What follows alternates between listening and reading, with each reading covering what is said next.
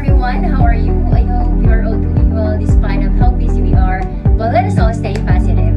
So in this video, we will talk about the principles of indigenous materials, tools, and its importance. And of course, the objectives of our lesson. First is to define indigenous materials and then explain the importance of it.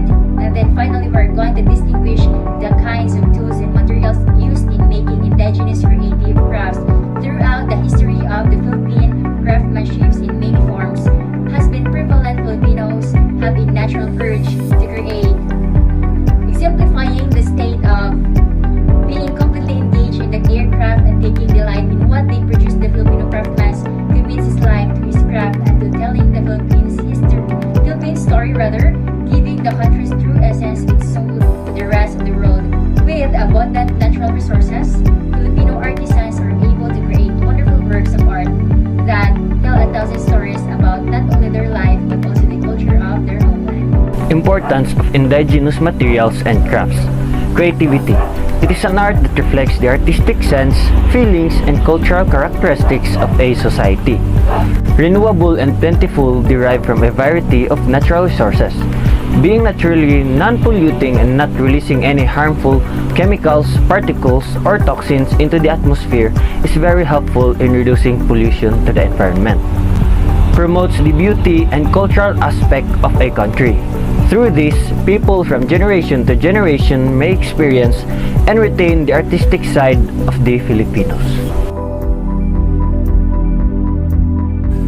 The material bag use, or abaca, is one of the 35 fiber crops native to the Philippines, known as the world's strongest natural fiber handbags, hats, shoes, slippers, slungs, rags, accessories, decorations, apparel, furniture, wall coverings, and textiles are only a few examples of abaca crops. Rattan oriental in Filipino is a tall, thin climbing plant with shoots protected by spines that help maintain as it grows on other plants into the forest.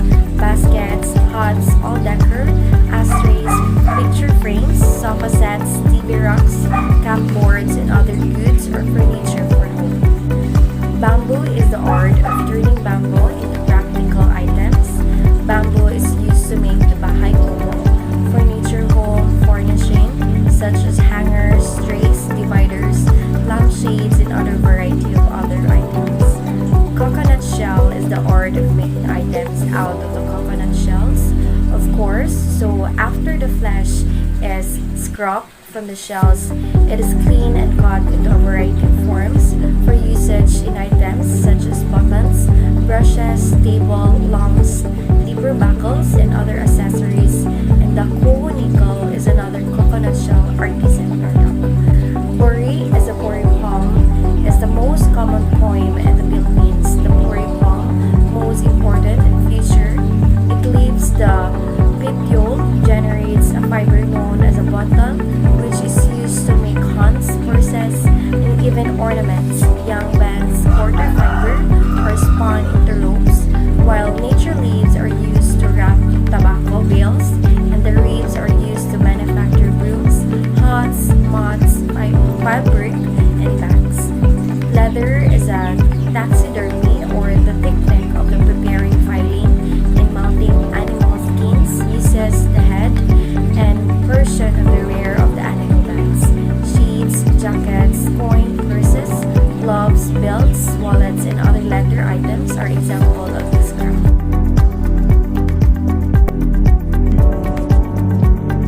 Pina fiber is example of measuring and laying out of indigenous design. So pina is from a leaf or dahon. Of course, the leaf has to be cut first from the plant. Then the fiber is pulled or split away from the leaf. Each strand of the pina fiber is handcrafted and it's knotted one by one to form a continuous filament to be a hand woven and then made into a pina cloth. The green epidermal layer is scraped off the leaf with the tools made from the coconut shells. And these fibers are then spun into soft and shimmering fabrics by the hands. Because of the fiber is fine and break easily, dali siya mag-up. Working with it is slow and tedious, dapat siya hinahinay. Workers are constantly nothing broken threads. The result is a lightweight, transparent, and fabric that is positively beautiful. And the second layer is called bastos. It is a coarse fiber used in making string or twine. The finer fiber is called pinukpok. All these fibers are combined to clean them further. And usually by the river, since it is believed that its water makes the strands whiter and render them easy for hand knotted into continuous strands. Since the individual strip fiber is no longer than 30 inches, the fiber have to be knotted. This process is known in a dialect as pagpanukot, an utterly delicate and laborious task. A piece of bamboo is fashioned into the blade to cut off the end of each knot.